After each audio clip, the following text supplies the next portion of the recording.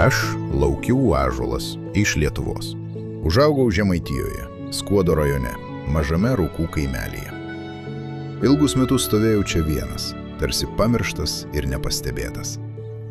Mano šakos šimtmečius matė daugybę rudens spalvų, o šaknys laikėsi giliai, net tada, kai atrodė, kad visi lekia pro šalį. Bet vis dėlto tikėjau, žmogus ir medis nėra svetimi.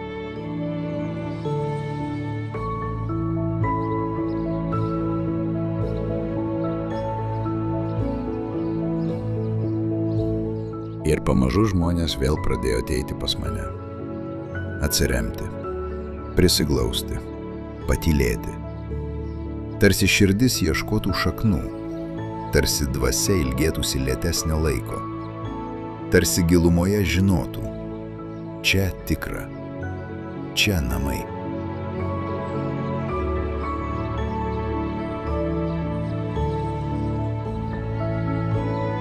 Ir šiandieną jūs visi čia, su pagarba, su širdimi, su meile. Atėjote ne tik pagerbti, bet padėkoti. Už pavėsį, už tylą.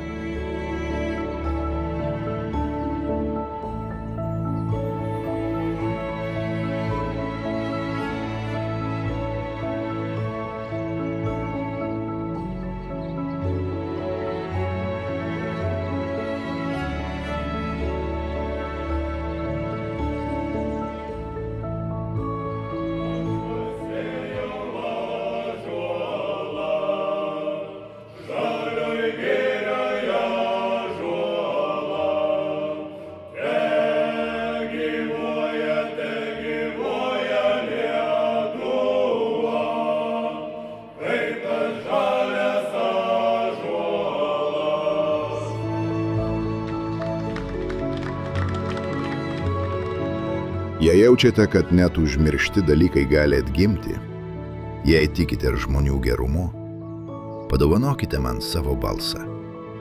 Ačiū, kad leidžiate man stovėti už Lietuvą. Ačiū, kad tikite manimi. Su meile laukiu jūsų. Jūsų Laukių ąžuolas.